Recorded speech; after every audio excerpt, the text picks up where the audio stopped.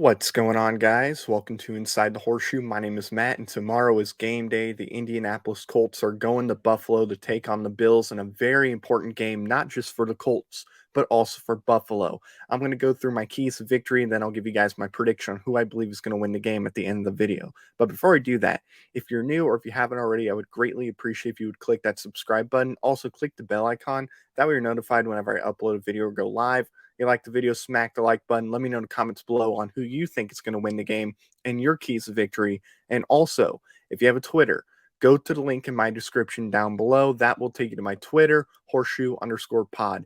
So my first key to victory in this game is that we need to play a complete game, both offensively and defensively. The only game I believe where we were able to do that was against Houston. That's it.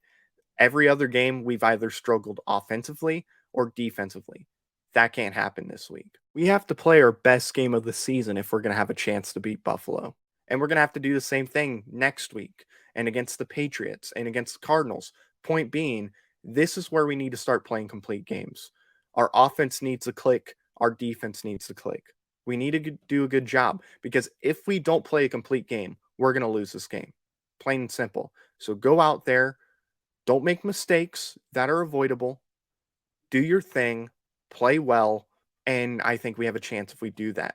We also need to run the ball very well, okay? Buffalo has a very good secondary, very, very talented. They're going to make it very difficult for Carson Wentz in this game. So we need to run the ball and do it effectively. We have the best running back that's currently playing right now in Jonathan Taylor. And Hines, you paid him a lot.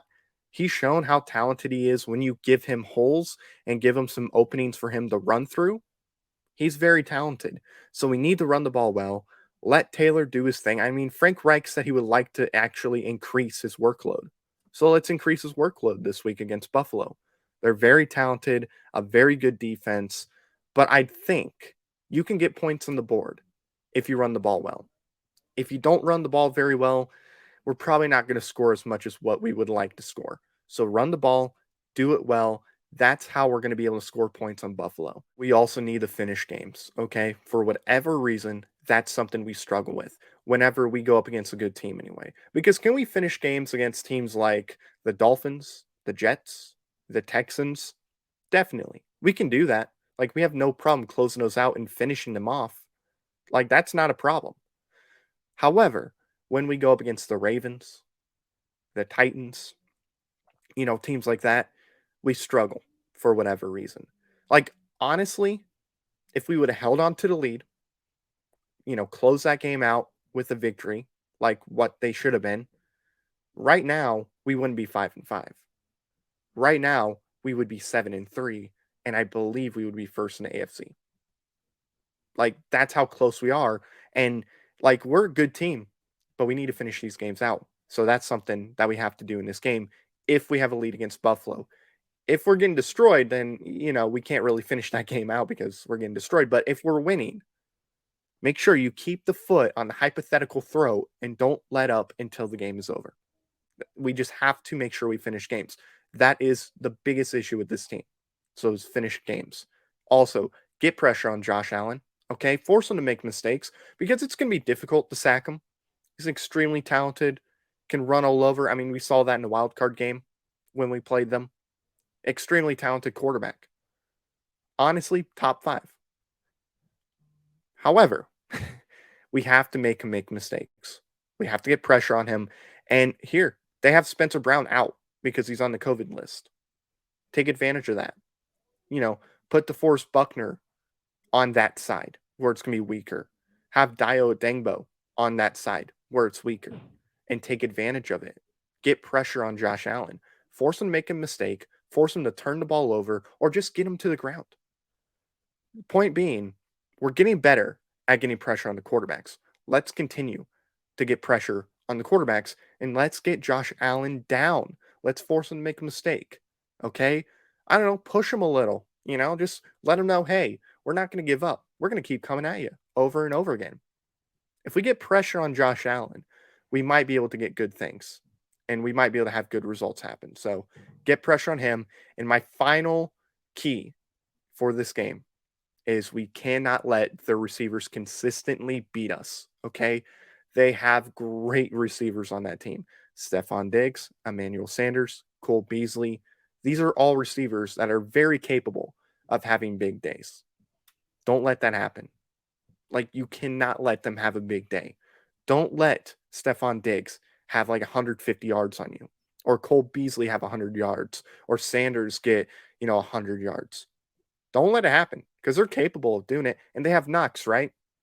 Like their tight end. He's also a pretty talented tight end. Underrated for sure. Nobody really talks about him.